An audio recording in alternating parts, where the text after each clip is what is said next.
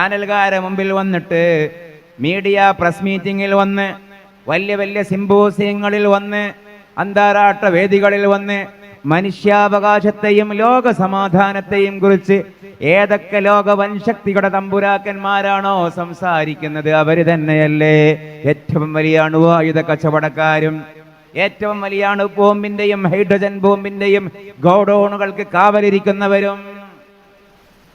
എല്ലാ രാജ്യങ്ങൾക്കിടയിലും യുദ്ധം ഉണ്ടാക്കുന്ന ആൾക്കാരാണ് ഇന്ന് സമാധാനത്തിന് നോബൽ സമ്മാനം എനിക്ക് കിട്ടണമെന്ന് പറയുന്ന ആളുകൾ. അന്തലിദൽ അമുറബത്തഹ, വായിലൊന്ന് പുറത്തൊന്ന്, പറയലൊന്ന് ചെയ്യലൊന്ന്. വഅന്തറൽ ഹുഫാതൽ ഉറാതൽ ആലതരിയായ ശാതി യതത്വാവലൂന ഫിൽ ബുന്യാൻ. ഇതൊക്കെ ലോകത്ത് പറയാൻ ഒരാൾക്കേ സാധിക്കൂ. ആർക്ക് എന്നറിയോ? സ്വാഹിബുൽ വഹ്യ്.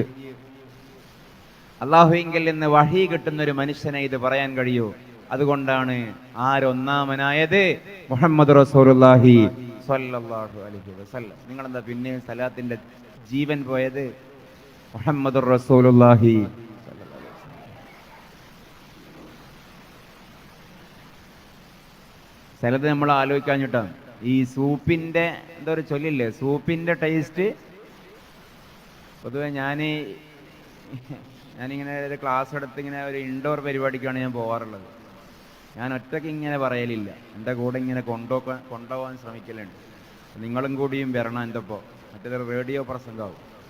പിന്നെ എൻ്റെ പ്രസംഗത്തിനെ വിലയിരുത്തി ഇവിടെ ഇരിക്കുന്നില്ല നിങ്ങൾക്ക് അത്ര നേരം പോയിന്നേ ഉള്ളൂ. എനിക്കേതായാലും 11:02 ബസ്. എനിക്ക് ഇവിടുന്ന് പറയുന്നതുകൊണ്ട് ഒരു നഷ്ടമില്ല. നിങ്ങളുടെ നേരങ്ങ് പോയിക്കിട്ടും. അപ്പം അതുകൊണ്ട് മജ്ലിസുൽ ഇൽമാണ്, അള്ളാഹുവിനെയും റസൂലിനെയും ഓർക്കുന്ന സദസ്സാണ്, മരിച്ചു പോവേണ്ട ആയുസ്സാണ്. ഖബർ കടക്കുമ്പം വെളിച്ചമാകാൻ നിമിത്താകണം എന്നുള്ള നീയത്തോടെ ഇരുന്നാൽ ഇതൊരു കോടി ഉറുപ്പികൾക്കും കിട്ടാത്തൊരു മുതലാകും. അള്ളാഹു അങ്ങനെ ആക്കി തരട്ടെ. അതാണ് ഇപ്പം ഞാൻ പറഞ്ഞെന്താ അറിയോ? സൂപ്പിന്റെ രുചി സ്പൂണിനറിയില്ല എന്ന് പറയും. പായസത്തിന്റെ മധുരം പാത്രത്തിനറിയില്ല എന്ന് പറയും. അതേപോലെ ഒരു സംഗതിയാണ് നമ്മുടെ വിശ്വാസത്തിന്റെ ഒരു പ്രസക്തി, അതിൻ്റെ ഒരു സത്യത, അതിൻ്റെ ഒരു തെളിച്ചം, അതിൻ്റെ ഒരു വ്യക്തത, അതിൻ്റെ ഒരു ആധികാരികത നമുക്കറിയില്ല. റസൂലുള്ളാഹിന്റെ ഒരു വാല്യൂ നമുക്കറിയില്ല. ഇതൊരു കഷ്ടമാണ്. ഇപ്പം എല്ലാവരും കേട്ടൊരു സംഗതിയാണ് ഒരു പുസ്തകത്തെ പറ്റി. എല്ലാ റബീഉൽ അവ്വലിലും നമ്മൾ പ്രസംഗിക്കും. അമേരിക്കക്കാരനായ മൈക്കിൾ എച്ച് ഹാർട്ട് ഒരു പുസ്തകം എഴുതി, ദ 100, 100 പേർ, the most influential personalities in the human history. മനുഷ്യ ചരിത്രത്തിൽ ഏറ്റവും സ്വാധീനം ചെലുത്തിയ 100 പേർ. നിങ്ങൾ ഇരുന്ന ഇരിപ്പിൽ നമ്മൾ വെറുതെ വിചാരിക്കുന്നതാണ്. ഇതൊന്നും ചിലപ്പോൾ ആളുകൾക്ക് തോന്നും ഈ പറയുന്നൊന്നും നമ്മുടെ തലയിൽ വലിയൂല, ഇതൊക്കെ വലിയ വലിയ എന്തോ സംഗതിയാണ്. ഇതൊക്കെ വെറുതെ വിചാരിക്കുക. നമുക്ക് മനസ്സുണ്ടോ എല്ലാം തലയിലേക്ക് വരും. നിങ്ങൾ ആലോചിച്ച് നോക്ക്, 20 കൊല്ലം 15 കൊല്ലം മുമ്പ് നമ്മുടെ ഒന്നും കയ്യിൽ സ്മാർട്ട് ഫോൺ ഇല്ലായിരുന്നല്ലോ. അന്ന് ഈ നോക്കിയാൻ്റെ ഞങ്ങളുടെ നാട്ടിൽ മാങ്ങാണ്ടി ഫോൺ എന്ന് പറയും, ആ സാധനമായിരുന്നു. ആ എസ്കോട്ടലിൻ്റെ ഒരു സിമ്മൊക്കെ ഇട്ടിട്ടുള്ള ആ ഒരു സാധനം. ഇന്നത് ഒരു പൂച്ചാനറിയാൻ പോലും പറ്റൂല. പിന്നെ കുറച്ച് കാലം കഴിഞ്ഞപ്പോൾ ആ ഈ പറയുന്ന ഈ മൊബൈൽ ഫോൺ വന്നപ്പോൾ ആ സമയത്ത് നമ്മുടെ പ്രായമുള്ള ആൾക്കാർ നമ്മളൊക്കെ വിചാരിച്ചു ഇത്രയും കാലം ലാൻഡ് ഫോണിലല്ലേ വിളിച്ചത്, എന്നിട്ടിപ്പോൾ ഒരു കുഴപ്പമൊന്നും ഉണ്ടായിട്ടില്ലല്ലോ, ഇനി ഇപ്പോൾ ഈ വൈകിയ കാലത്ത് ഇത് പഠിക്കാൻ കഴിയല, അത് പുതിയ കുട്ടികൾ ഉപയോഗിച്ചോട്ടെ. പക്ഷെ 1-2 കൊല്ലം കഴിഞ്ഞപ്പോൾ നമ്മളൊക്കെ മൊബൈൽ ഫോൺ ഉപയോഗിക്കാൻ പഠിച്ചു. ഒരു 4-5 കൊല്ലം കഴിഞ്ഞപ്പോൾ സ്മാർട്ട് ഫോൺ വന്നു, ഡിസ്പ്ലേയിൽ വരക്കുന്ന ഫോൺ വന്നു. അപ്പൊ പിന്നെ അതേ ബോധം പിന്നെ ഉണ്ടായി, ഇത്രയും കാലം ഇതൊന്നും ഇല്ലാതല്ലേ ജീവിച്ചേ, ഇനി ഇപ്പം ഉണ്ട്, ഇത്ര കാലമായിട്ടുണ്ട് ഇപ്പം ഇത് പഠിക്കാൻ താല്പര്യമില്ല. പക്ഷെ 1-1.5 കൊല്ലം കഴിഞ്ഞപ്പോൾ മനുഷ്യന്മാർക്ക് ഒരു എക്സ്ട്രാ അവയവം എന്ന പോലെ മൊബൈൽ ഫോണായി. ഇന്ന് മൊബൈൽ ഫോൺ എന്നുള്ളത് ഒരു ഉപകരണത്തിന്റെ പേരല്ല, ഒരു അവയവത്തിന്റെ പേരാണ്. കയ്യും കാലും ചെത്തിയിട്ടാലും സഹിക്കും. മൊബൈൽ ഫോൺ ചെത്തിയിട്ടാൽ ആ വേദന സഹിക്കാൻ പറ്റാത്ത വിധം ജീവനോട് ഒട്ടിപ്പോയ ചോരയില്ലാത്ത അവയവത്തിൻ്റെ പേരാണ് മൊബൈൽ ഫോൺ, സ്മാർട്ട് ഫോൺ. അപ്പോൾ പിന്നെ നമ്മൾ അതിനോട് അഫോർഡബിളായി, അതിനോട് നമ്മളും കേപ്പബിൾ ആവാൻ വേണ്ടി അപ്ഡേറ്റഡ്. വാട്സാപ്പ് എങ്ങനെ, ഫേസ്ബുക്ക് എങ്ങനെ, യൂട്യൂബ് എങ്ങനെ, ഇൻസ്റ്റഗ്രാമിൽ വരെ വയസ്സന്മാരും കാരണവന്മാർ വരെ മെമ്പർഷിപ്പ് എടുത്തു. എങ്ങനെ ലാസ്റ്റ് സീന്, എങ്ങനെ 2 വരെ, എങ്ങനെ 1 വരെ, എങ്ങനെ ഹൈഡ്, എല്ലാം പഠിച്ചു. ഒരു 1.5 കൊല്ലം മുമ്പ് നമ്മൾ കേട്ടു തുടങ്ങിയ സംഗതിയാണ് AI, ആർട്ടിഫിഷ്യൽ ഇന്റലിജൻസ്. അപ്പോഴും നമ്മൾ ആ പഴയ ബോധം, ഇത്രയും കാലം ഇപ്പം ഇതൊക്കെ ഉണ്ടായിട്ടാ, ഇനിയിപ്പോൾ അതിൻ്റെ പിറകിൽ മെനക്കെടാൻ കഴിയാല, ആദ്യം കാതൊക്കെ ഇങ്ങനെ തിരിച്ച് മതി, ഇത് കൃത്രിമ ബുദ്ധി കുറെ കാലമായി കേൾക്കുന്നു. നോക്കുമ്പോൾ പിന്നെ എല്ലാ സ്കൂളിലും കോളേജിലും കുട്ടികളുടെ പോകത്തിലും എല്ലാ കേന്ദ്രങ്ങളിലും ChatGPT, DeepSeek, Gemini, അപ്പോൾ നമ്മളും അപ്ഡേറ്റഡായി. അന്നന്ന് ലോകത്തോടൊപ്പം ഓടാൻ നമ്മൾ സ്വയം നവീകരിക്കപ്പെടുകയാണ്, നമ്മൾ അറിയുന്നില്ല. നമ്മൾ ഒരുപാട് നവീകരിക്കപ്പെട്ടു. ഇംഗ്ലീഷ് ലെറ്റർ പോലും അറിയാത്ത ആളുകൾക്ക് വാട്സാപ്പ് കൈകാര്യം ചെയ്യാൻ അറിയാം, യൂട്യൂബ് കൈകാര്യം ചെയ്യാൻ അറിയാം. എന്തുകൊണ്ടാ? നമുക്കതിനോട് ഇൻട്രസ്റ്റ് ഉണ്ടായി, മൈൻഡ് ഇൻവെസ്റ്റ് ചെയ്തു എന്ന് പറയും. നമുക്കതിന് മൈൻഡ് ഉണ്ടായപ്പോൾ നമ്മളതിൻ്റെ കൂടെ പോയി. ഇതൊക്കെ നമുക്ക് പഠിക്കാം, മനസ്സിലാക്കാം. പക്ഷേ മുല്യാര് മൗലവി ഉസ്താദ് ഒരു ഹദീസ് പറയുമ്പോൾ അത് കടുപ്പേറിപ്പോയി. ഖുർആന്റെ ആയത്ത് അത് പറയണ്ട, ഒരു കഥ പറഞ്ഞാൽ മതി. ആസിയ ബി മറിയം ബീവി, ഒരു കഥ പറഞ്ഞാൽ മതി. അത് നമുക്ക് രസമാണ്. ഒരു സംഗതി കണ്ടന്റ് പറയാൻ വിചാരിച്ചാൽ അത് കടുപ്പായി പോയി. ഇസ്ലാമിന്റെ മാധുര്യം നമുക്ക് കിട്ടുമോ? വിശ്വാസത്തിന്റെ മാധുര്യം കിട്ടുമോ? ഒരിക്കലും കിട്ടൂലോ. അള്ളാഹിന്റെ റസൂലിനോടുള്ള മഹബത്ത് എന്ന് പറഞ്ഞാൽ എൻ്റെ പ്രിയപ്പെട്ട സഹോദര സഹോദരിമാരെ കുറെ മുത്തേ, തേനെ, ആരംഭപ്പൂവേ, കരളെ, ഇമ്പപ്പൂ എന്നൊക്കെ വിളിക്കലല്ല, അറിയലാണ്, പഠിക്കലാണ്. റസൂലുള്ളാഹിനെ സംബന്ധിക്കുന്ന ഹക്കീക്കത്ത് മുഹമ്മദീയ മനസ്സിലായിട്ട് ആദരാതിരേഖത്തോടെ അത്ഭുതപ്പെട്ട് അസ്തപ്രജ്ഞരായി വാക്കില്ലാതെ വാക്ക് മുറിഞ്ഞ് കരഞ്ഞു പോകുന്നതിന്റെ പേരാണ് മഹബ്ബത്ത് മുഹമ്മദിൻ സ്വല്ലല്ലാഹു അലൈഹി വസല്ലം. അല്ലാതെ വാട്സാപ്പിലും ഇൻസ്റ്റഗ്രാമിലും പ്രണയിക്കുന്ന പെണ്ണിനെ അയക്കുന്ന മെസ്സേജ് പോലുള്ള കുറേ വാക്കുകളെ കൊണ്ട് പാട്ടുണ്ടാക്കലല്ല. അതൊക്കെ ആർക്കും നടക്കും. ഫർഹാന എന്നുള്ള ഇടത്തിൽ മുത്തുനബി എന്ന് വെച്ച 1 നമ്പർ മാപ്പിളപ്പാട്ടാക്കാം, മധുഹൻ നബി പാട്ടാക്കാം. അതിനൊക്കെ ഒരു പണിയും ഇല്ല. പണി ഹക്കീക്കത്ത് മുഹമ്മദീയ പഠിക്കലാണ് സ്വല്ലല്ലാഹു അലൈഹി വസല്ലം. അത് പഠിച്ചവരാണ് ഈ പുസ്തകം എഴുതിയത്. അവിടെ നമുക്കതിൻ്റെ വാല്യൂ മനസ്സിലായില്ല. അതാ ഞാൻ പറഞ്ഞത്, ആ 100 പേരെ ലിസ്റ്റ് മാത്രം നോക്കിയാൽ മതി നമ്മുടെ വിശ്വാസത്തെ സംബന്ധിച്ച് നമുക്ക് ആത്മവിശ്വാസം ഉണ്ടാകാൻ. ഈ കാലഘട്ടത്തിലുള്ള മുസ്ലിം സമുദായത്തിന്റെ ദാരിദ്ര്യം, എനിക്ക് എൻ്റെ ഒരു അഭിപ്രായം ഉണ്ടാവുമല്ലോ, എൻ്റെ വിനീതമായ അഭിപ്രായത്തിൽ ഭരണ ഉദ്യോഗസ്ഥ രംഗത്തെ പ്രാതിനിധ്യ കുറവിനേക്കാൾ വലിയ മാരകമായ പ്രശ്നം ആത്മവിശ്വാസക്കുറവാണ്, ഇൻഫീരിയറിറ്റി കോംപ്ലക്സ് ആണ്. എന്തുകൊണ്ടുണ്ടായി എന്നറിയോ? ഈ വിശ്വാസത്തെ സംബന്ധിച്ച് പഠിക്കാൻ മനസ്സില്ല. 2-ാമൻ ഐസക് ന്യൂട്ടനായ, 3-ാമൻ ജീസസ് ക്രിസ്റ്റായ, 4-ാമൻ ശ്രീബുദ്ധനായ,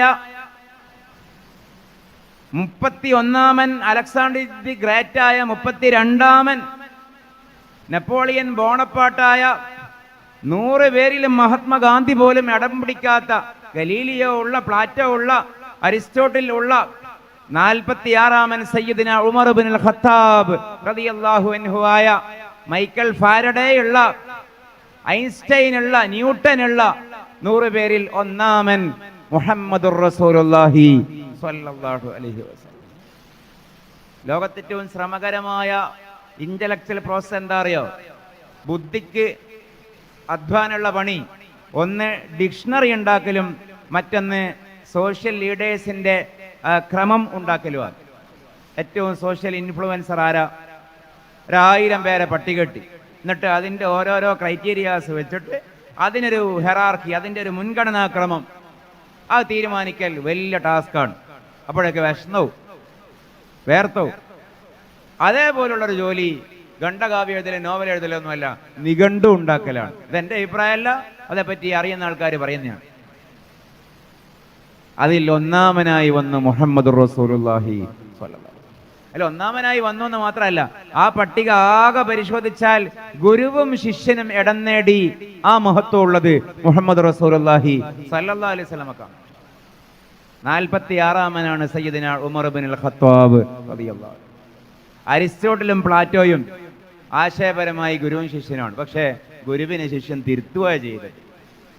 ഗുരുവിന്റെ അഭിപ്രായമല്ല ശിഷ്യനിക്കുള്ളത്, ശിഷ്യന്റെ അഭിപ്രായമല്ല പലതിലും ഗുരുവിനുള്ളത്. പക്ഷേ മുഹമ്മദും ഉമറും സ്വല്ലല്ലാഹു അലൈഹി വസല്ലം ഗുരുവിനെ അരക്കെട്ടുറപ്പിച്ച ശിഷ്യനും ശിഷ്യനെ അരക്കെട്ടുറപ്പിച്ച ഗുരുവുമാണ്. രണ്ടുപേരുണ്ടായി ആ പട്ടികയിൽ. ഏത് കാര്യത്തിലും എടുത്തടിച്ച് ഇടപെട്ട് അഭിപ്രായം പറഞ്ഞ് രംഗം തൻ്റേതാക്കുന്ന വലിയ കമാൻഡിങ് പവറുള്ള സുപ്പീരിയറായ നാവുള്ള വോയിസുള്ള ആജാനുബാഹുവായ ധീരനായ വ്യക്തിയായിരുന്നു സയ്യിദുനാ ഉമർ ഇബ്നുൽ ഖത്താബ് റളിയല്ലാഹു അൻഹു. പക്ഷേ റസൂലുള്ളാഹിന്റെ നിര്യാണത്തിന് വഫാത്തിന് ശേഷം ഉമർ റളിയല്ലാഹു അൻഹു പക്ക സൈലന്റായി.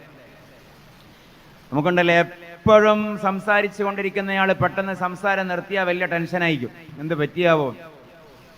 സഹാബികൾക്കെല്ലാം വലിയൊരു വൈഷമ്യമായി. ഇതെന്താ ഉമർ റളിയല്ലാഹു അൻഹു ഒന്നും മിണ്ടുന്നില്ലാലോ? അപ്പോൾ ആൾക്കാർ ചോദിച്ചു, നിങ്ങളെന്താ ഉമറെ ഒന്നും മിണ്ടാത്തത്? ഇപ്പം വലിയ അഭിപ്രായം ഒന്നും പറയുന്നില്ലാലോ? അതിന് അദ്ദേഹം കൊടുത്ത മറുപടി, ഇത്രയും കാലം ഞാൻ മിണ്ടുമ്പോൾ സംസാരിക്കുമ്പോൾ അഭിപ്രായം പറയുമ്പോൾ അത് അപാകതയുണ്ടെങ്കിൽ തിരുത്തിത്തരാൻ സാഹിബുൽ വഹിയായ മുഹമ്മദ് റസൂലുള്ളാഹി സല്ലല്ലാഹു അലൈഹി വസല്ലം ഉണ്ടായിരുന്നു. ഇപ്പൊ ഇനി എന്നെ ഞാൻ തന്നെ തിരുത്തണ്ടേ, അത് വിചാരിച്ച് ഞാൻ മിണ്ടാതിരിക്കുകയാണ്. അങ്ങനെ നേതാവും അനുയായിയും ഇടം പിടിച്ച പട്ടികയാണ് ആ 100 പേരെ പട്ടിക. നാം എന്തറിയുന്നു? ഇതൊക്കെ ഒരു ഭാഗത്തുണ്ടായിരിക്കുകയാണ്. ഇന്ന് പിന്നെ കുറെ നിരീശ്വരവാദികളും യുക്തിവാദികളും സ്വതന്ത്ര ചിന്തകരും പ്രവാചക വിമർശനം, ഇസ്ലാം വിമർശനം കഞ്ഞി കുടിക്കാനുള്ള ഏർപ്പാടായി കൊണ്ട് നടക്കുന്നത്. കഞ്ഞി കുടിക്കാനുള്ള ഏർപ്പാടായി കൊണ്ട് നടക്കുന്നത്. ഞാന് ബാളം വെച്ച് എന്തെങ്കിലും പറയല്ല. നോക്ക്, റബീഉൽ അവലക്കായി എല്ലാ എന്താ പറയുക എസൻസ് കോളാമ്പി ചാനലിലും എല്ലാ ദിവസവും ഇതൊരു വഴിപാട് പോലെ വരുന്നുണ്ടല്ലോ വിമർശനമായിട്ട്. കേരളത്തിൽ പ്രവാചക വിമർശനം നടത്തുന്ന ഈ സ്വതന്ത്ര ചിന്ത യുക്തിവാദ നാസ്തിക പ്രസ്ഥാനങ്ങളിൽ ഏതെങ്കിലും ഒരു വ്യക്തി, ന്യൂട്രലായിട്ട് ആലോചിച്ച് നോക്കൂ, ഒരു വ്യക്തി ഏതെങ്കിലും ഒരു നബിചരിത്ര പുസ്തകം ഫുള്ള് വായിച്ചിട്ടുണ്ടോ? ഏതെങ്കിലും ഒരു വ്യക്തി ഫുള്ളായിട്ട് ഏത് നബിചരിത്ര പുസ്തകമാണ് വായിച്ചതെന്ന് വെച്ചാൽ 0 ആയിരിക്കും ഉത്തരം. അതൊരു മതപശ്ചാത്തലത്തിൽ നിന്ന് വന്ന പുസ്തകമാണെന്നില്ല, മതേതര സെക്കുലർ കോണ്ടെക്സ്റ്റിൽ നിന്ന് വന്ന പുസ്തകം. ഇപ്പൊ മാർട്ടിൻ ലിങ്സിന്റെ പ്രവാചകൻ, കരൺ ആംസ്ട്രോങ്ങിന്റെ പ്രവാചകൻ, തോമസ് കാർലർഡ്, എഡ്വേർഡ് ഗിബ്ബണ്ടത്, ഒരുപാട് പുസ്തകങ്ങൾ വന്നിട്ടുണ്ട്. അറ്റ് മിനിമം ഒരു അക്കാദമികമായ ഒരു ടെക്സ്റ്റ്, ഒരു യൂണിവേഴ്സിറ്റി ടെക്സ്റ്റെങ്കിലും നബി തിരുമേനിയെ സംബന്ധിക്കുന്ന പുസ്തകം വായിച്ചിട്ടല്ല ഈ പറയുന്ന ഒരു ആണും ഒരു പെണ്ണും നബിയെ എതിർക്കാൻ തുനിയുന്നത്. അല്ല, അവരെന്താണോ എതിർക്കാൻ തീരുമാനിക്കുന്നത് ആ ഹെഡിങ് പോയി ഗൂഗിൾ ചെയ്യും. വിക്കിപീഡിയയിൽ നിന്ന് ഓൾറെഡി റെഡിമെയ്ഡ് ഉത്തരം കോപ്പി പേസ്റ്റ് ഈ പറയുന്ന ChatGPT-യിൽ നമുക്ക് എതിർക്കാൻ താല്പര്യമുള്ള കാര്യം പോയി സെർച്ച് ചെയ്യും. പക്ഷെ വിവരമുള്ളവരങ്ങനെയല്ലല്ലോ. കണ്ടതിൽ ഈശ്വരത്വം കൽപ്പിച്ചു നടന്നൊടുക്കും, നിരീശ്വരത്വത്തിൽ അമർന്നു വീണു നിരസ്ത വിശ്വാസര അറേബ്യക്കാർ. നിങ്ങൾ കൂപ്പും കല്ലല്ല മരമല്ല അല്ലാഹു സർവാതിശക്തനേകൻ. വള്ളത്തോൾ നാരായണ മേനോൻ, പാംസസ്നാനം. കണ്ടതിൽ ഈശ്വരത്വം കൽപ്പിച്ചു നടന്നൊടുക്കം, നിരീശ്വരത്വത്തിൽ അമർന്നു വീണു നിരസ്ത വിശ്വാസ അറേബ്യക്കാർ. കുറുമ്പ് മാറാത്ത ഖുറൈശി വര്യർ കോതിക്കൊടുത്തേൻ പലവട്ടവും ഞാൻ. ഈ നിങ്ങൾ കൂപ്പും കല്ലല്ല മരമല്ല അല്ലാഹു സർവാതിശക്തനേകൻ. ഇവർക്കിരുട്ടേ പ്രിയമിത്ര മോദിക്കടുക്കയായി കൈത്തിരിക്കൊണ്ടു ചെന്നാൽ, മിന്നാമിനുങ്ങിൻ ചെറുതാം വെളിച്ചം പോലും സഹിക്കാത്ത തമസ്സിതേതോ. വള്ളത്തോൾ പുണ്യനബിയെ പുകഴ്ത്തി. പിന്നെ ഇന്നത്തെ ഈ നാസ്തിക ഉള്ളിത്തോലുകൾ എന്ത് പറയുന്നു എന്നുള്ളത് നമുക്ക് വിഷയമല്ല. ഈ ഉള്ളിത്തോലുകൾ പറയുന്നതിനെ കുറിച്ച് വള്ളത്തോൾ അന്ന് പറഞ്ഞിട്ടുണ്ട്. എന്താ അറിയോ? മിഥ്യാപവാദത്താൽ മറഞ്ഞു സത്യമവിദ്യതൻ വിബോധം, വിജ്ഞാനഗർഭം തിരുമൗലി തൊട്ടു സന്മാർഗ സഞ്ചാരി പദം വരയ്ക്കും, പാംസുൽക്കരം പറ്റിയ പുണ്യമാനപ്പാർത്തങ്ങു തമ്മാടികൾ കൂകിയാർത്തു. അയ്യയ്യ മൺകൊണ്ട വിശപ്തനായല്ലോ മതസാർവഭൗമൻ, മുഴക്കിയിടുവീൻ ഹേ ജയശബ്ദമെങ്ങും, വാഴട്ട ഇസ്ലാം തിരുമേനി നീണാൾ. പാംസു സ്നാനം വികസിക്കുന്ന അങ്ങനെയാണ്. എനിക്ക് തോന്നുന്നു ഈ ഒരു കവിത മാത്രം മതി ഇന്നത്തെ ഇസ്ലാം വിമർശന, പ്രവാചക വിമർശന മലയാള സാംസ്കാരിക രംഗം ആലോചിക്കാൻ. എല്ലാത്തിനും അതിന് മറുപടിയുണ്ട്. കണ്ടതിൽ ഈശ്വരത്വം കൽപ്പിച്ചു നടന്നെടുക്കും. ഇനി അടുത്തൊരു വാക്ക് വള്ളത്തോള് പറയും നോക്ക്. നിരീശ്വരത്വത്തിൽ അമർന്നു വീണു നിരസ്ത വിശ്വാസ അറേബ്യക്കാർ എന്നാണ്. അതെങ്ങനെ? അങ്ങനെ കല്ലുകരട് കാഞ്ഞിരക്കുറ്റി മുതൽ മുള്ളുമുരുടെ മൂർഖൻ പാമ്പ് വരെ ആരാധിക്കപ്പെട്ട കാലം. അത്ഭുതങ്ങൾ എന്ത് കണ്ടാലും അതിനെ ആരാധിച്ചിരുന്ന കാലം. അത്ഭുതങ്ങൾ കണ്ടാൽ അതാണ് ദൈവമെന്ന് പറഞ്ഞിരുന്ന ആളുകൾ ഒടുവിൽ എവിടെ എത്തുന്ന വള്ളത്തോൾ പറയുകയാണ്? നിരീശ്വരത്വത്തിലെത്തും. ബഹുദൈവ വിശ്വാസികളാണ് നിരീശ്വരത്വത്തിലേക്ക് എത്തുക എന്ന് വള്ളത്തോൾ. മാഷാ അല്ലാഹ്, അത് വലിയൊരു ഫിലോസഫിക്കൽ പോയിന്റാണ്. നാസ്തികതയിലേക്ക് പോവുക ആരാന്നറിയോ? ഏതാണോ വലിയ അത്ഭുതം അതിൽ വിശ്വസിക്കുക. ഇപ്പോഴത്തെ എല്ലാ നാസ്തികനും, ഈ നാസ്തികൻ എന്ന് പറഞ്ഞാൽ നാസ്തികനായി ഔട്ട്കം ചെയ്ത ആള് തന്നെ ആവണമെന്നില്ല. മുസ്ലിം നാമധാരികളായി എത്ര പേരുണ്ട് ഈ സെക്കുലർ ലിബറൽ വിശ്വാസവുമായിട്ട് നടക്കുന്നത്? അപ്പൊ അവരുടെയൊക്കെ ഒരു ഉള്ളിലുള്ള സെന്റർ എന്താ? സയൻസ് അല്ലേ വലുത്. ഞാൻ ആ ഭാഗത്തേക്ക് വിഷയം പോവല്ലേ, തിരിച്ചു വരും. സയൻസ് അല്ലേ വലുത്. എന്ത് ദൈവം, എന്ത് അല്ലാഹ്, എന്ത് മതം? നോക്ക്, സയൻസ് നോക്ക്. ഇവിടെ 2 ആഴ്ച മുമ്പ് എന്താ സിനിമാ നടൻ മമ്മൂട്ടിയുടെ രോഗം മാറിയെന്ന് വിവരം വന്നപ്പോ അതിന്റെ ചുവട്ട് പോലും ലൈവായ ഒരു സംഭവം ഓർത്താണ്. പ്രാർത്ഥനകൾ ഫലിച്ചു, മമ്മൂട്ടി രോഗവിമുക്തനായി. ഇതാണ് വാർത്ത. അതിന്റെ അടിയിൽ പോലും പ്രബുദ്ധ മലയാളിന്റെ മെഴുകൽ എന്താ? എന്ത് പ്രാർത്ഥന! മെഡിക്കൽ സയൻസ് വിജയിച്ചു എന്ന് പറ, ശാസ്ത്രം വിജയിച്ചു എന്ന് പറ. ശാസ്ത്രമാണ് വലുത്, അള്ളാഹു അല്ല വലുത്. ഈ സെൻട്ര ഈ മനോരോഗം ഉണ്ടല്ലോ, ഈ മനോരോഗമാണ് വള്ളത്തോള് പറയുന്നത്. കണ്ടതിൽ ഈശ്വരത്വം. പഴയകാലത്തും അങ്ങനെയായിരുന്നു. ആദ്യം അഗ്നിദേവന്മാരെയാണ് ആരാധിച്ചത്.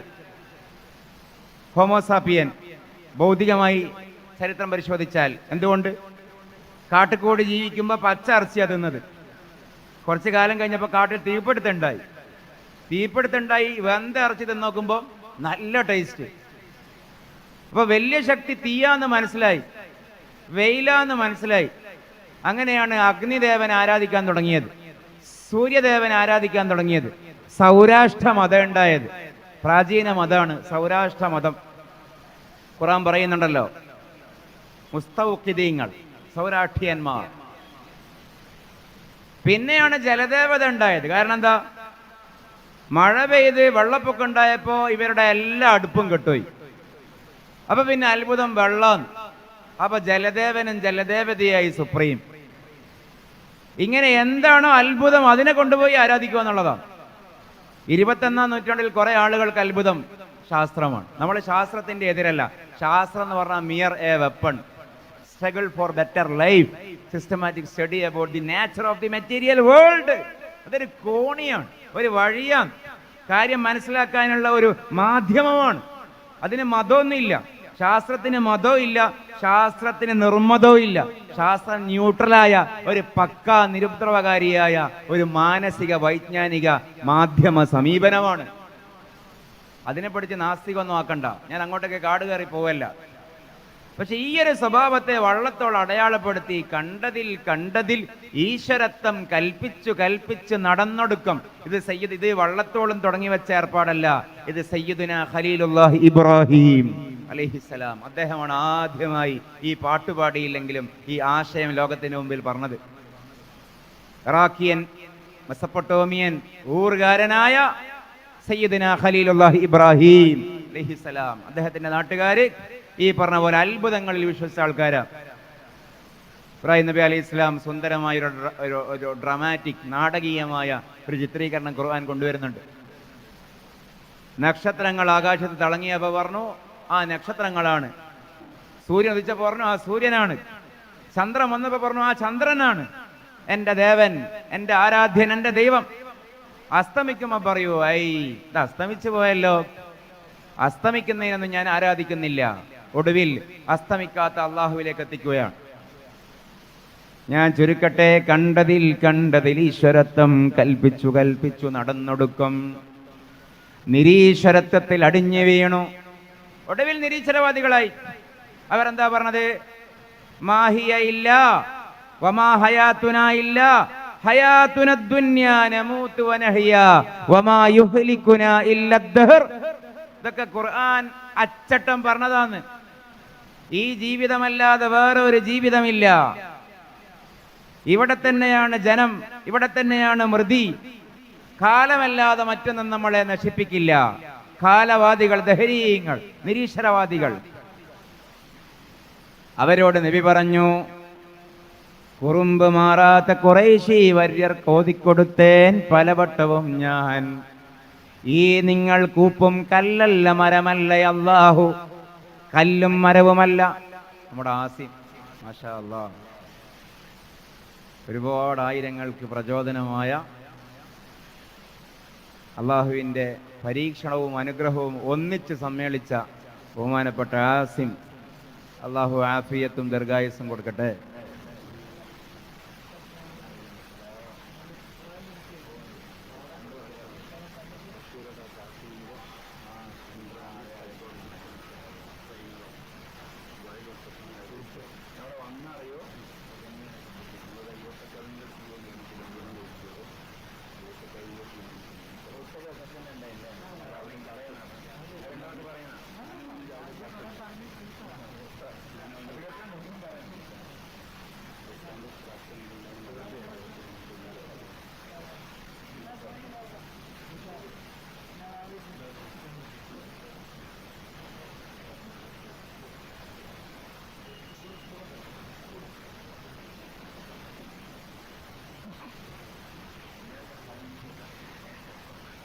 മാഷാ അല്ലാഹ്.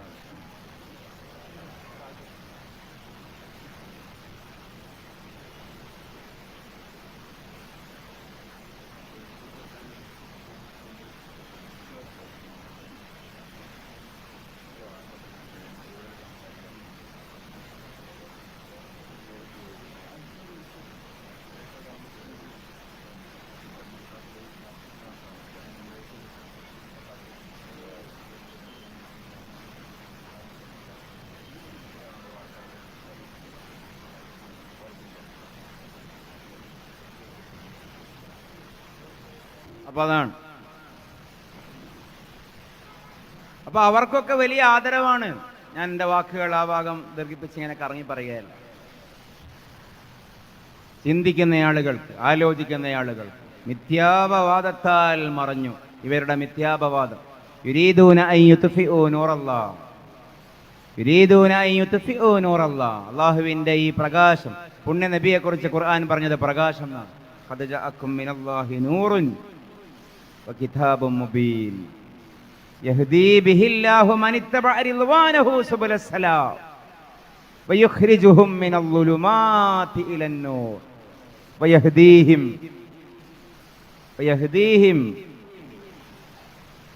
ഇലാ സിറാത്തിൻ മുസ്തഖീം. പക്ഷേ യുരീദൂന, അവർ വിചാരിക്കുന്നത് നാവിട്ടടിച്ചാൽ വാചക കസർത്തലുകൾ കൊണ്ട് ഈ അള്ളാഹുവിൻ്റെ പ്രകാശത്തെ ഊതിക്കൊടുത്താമെന്നാണ്.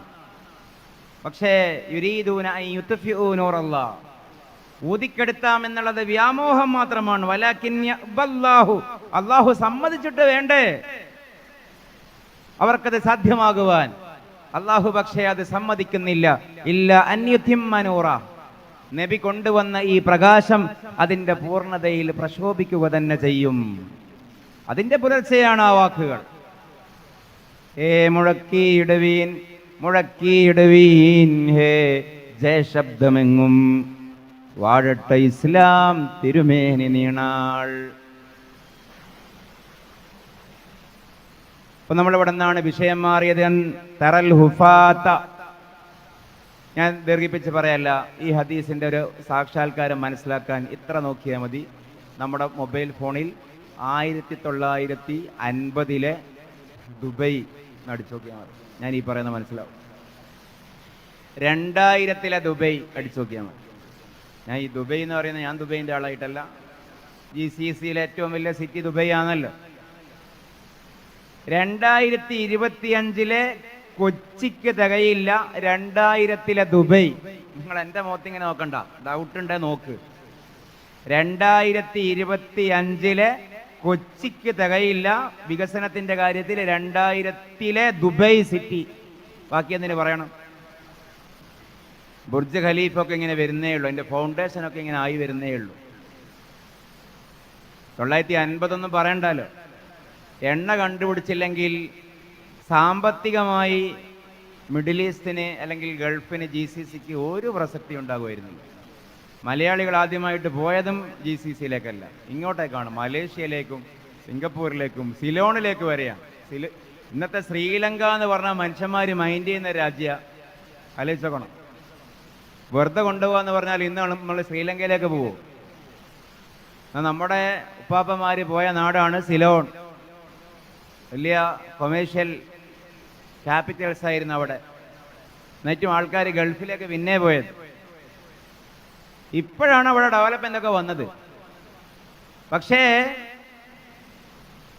ഇത് 2000 പോലും അവിടെ അത്രയും അവികസിതമാണെങ്കിൽ, ഇപ്പൊ 2025 ഗൾഫിൽ പോകാത്ത ആൾക്കാർ വിചാരിക്കും ഗൾഫ് എന്ന് പറഞ്ഞാൽ മുഴുവനും ഈ പറഞ്ഞ പോലെ എലാസ്റ്റിക്കും ഫൈബറും പൊന്നും പവിഴവും തന്നെയാണ്.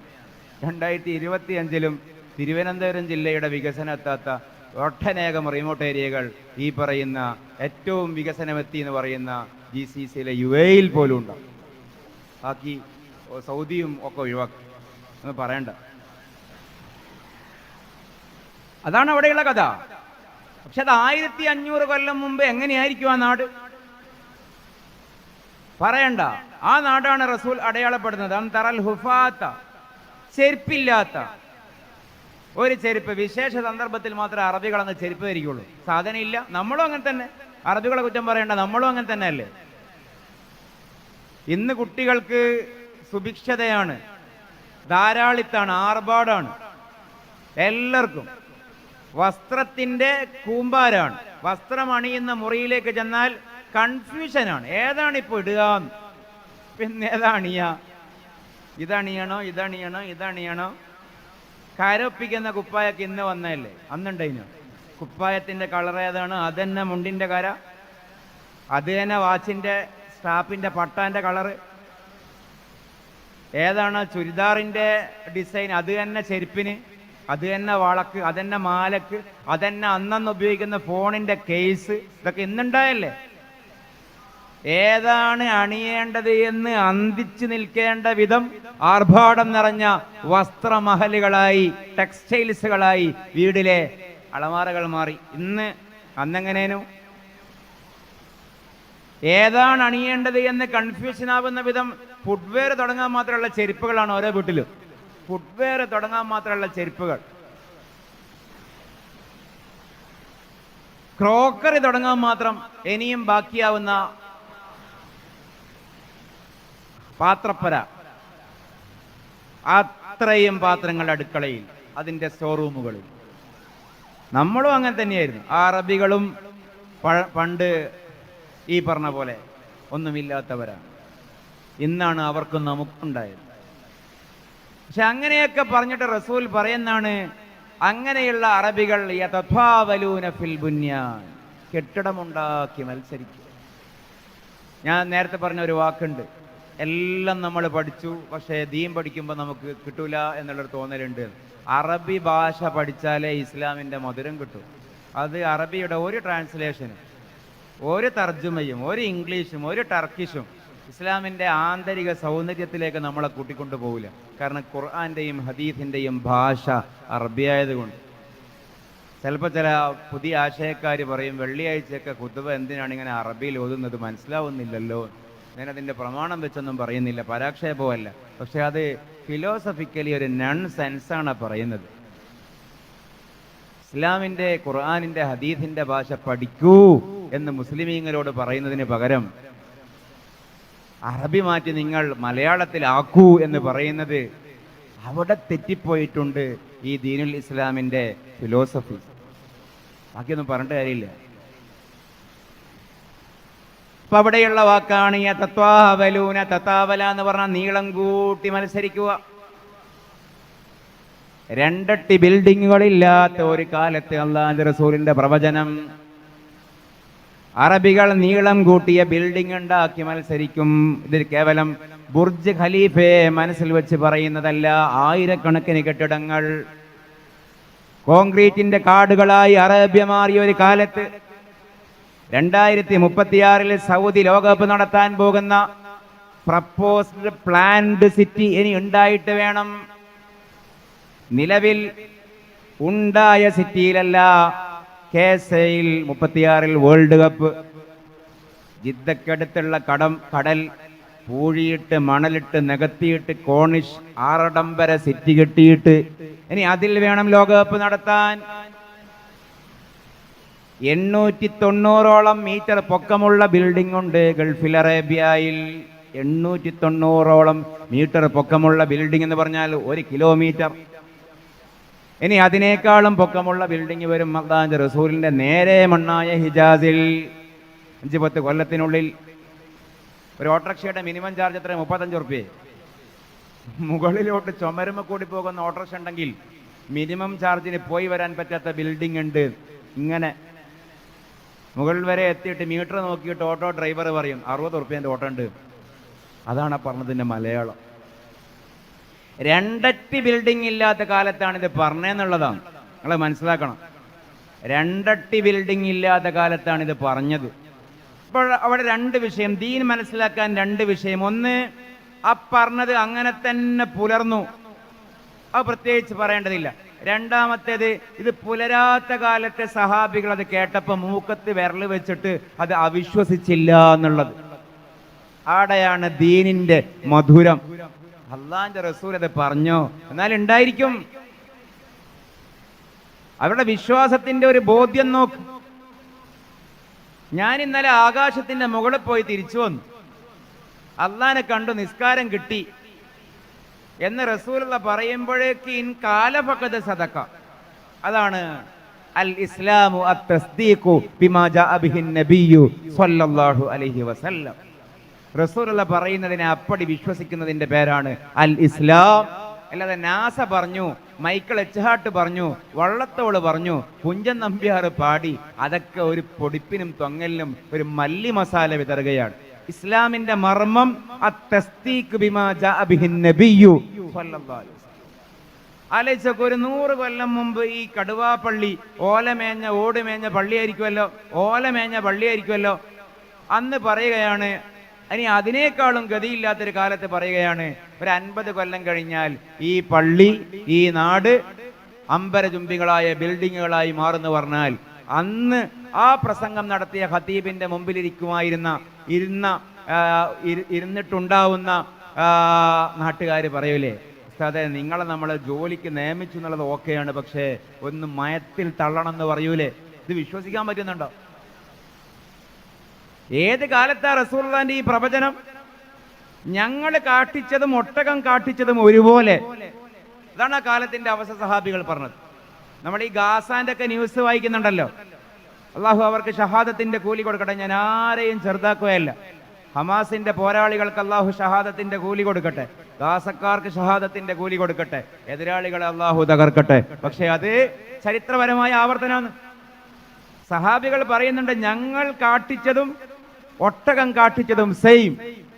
എന്താ? ഞങ്ങൾ തിന്നുന്നതും പുല്ല്, ഒട്ടകം തിന്നുന്നതും പുല്ല്, രണ്ടും കറുകപ്പുല്ല്. കാഷ്ടം ഉണങ്ങിയാൽ അതും കറുപ്പ് കട്ട, ഞങ്ങളുടേതും കറുപ്പ് കട്ട. ഏതാണ് മനുഷ്യൻ കാട്ടിച്ചത്, ഏതാണ് ഒട്ടകം കാട്ടിച്ചത് ഞങ്ങൾക്ക് മനസ്സിലായിരുന്നില്ല എന്ന് ഓർത്ത് പറഞ്ഞ സഹാബികളുടെ അനുയായികളുടെ പേരാണ് ലോക മുസ്ലിങ്ങൾ. തീയിൽ കുരുത്തത് വെയിലത്ത് വാടാൻ പാടില്ല. നമ്മൾ ഇന്ന് പാൽക്കുപ്പികളായി മാറി, അത് വേറെ വിഷയം.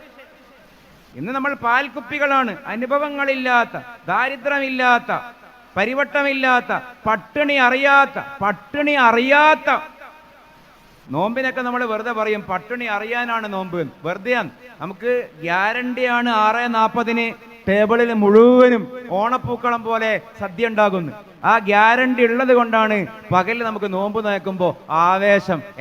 ആവേശമൊന്നും ഉണ്ടാവില്ല. ബാങ്ക് വിളിക്കുമ്പോൾ ഉള്ളിയോ അല്ലെങ്കിൽ ഉരുളക്കിഴങ്ങോ അല്ലെങ്കിൽ ബോട്ടിൽ വെള്ളമോ എയർ ഡ്രോപ്പ് ചെയ്തെങ്കിൽ മാത്രം കിട്ടും എന്നാണ് അവസ്ഥയെങ്കിൽ റമദാൻ നോമ്പിന് ഈ പറയുന്ന ആവേശമൊന്നും ഉണ്ടാവില്ല. അവർക്ക് അനുഭവമുണ്ട്, നമുക്ക് അനുഭവമില്ല.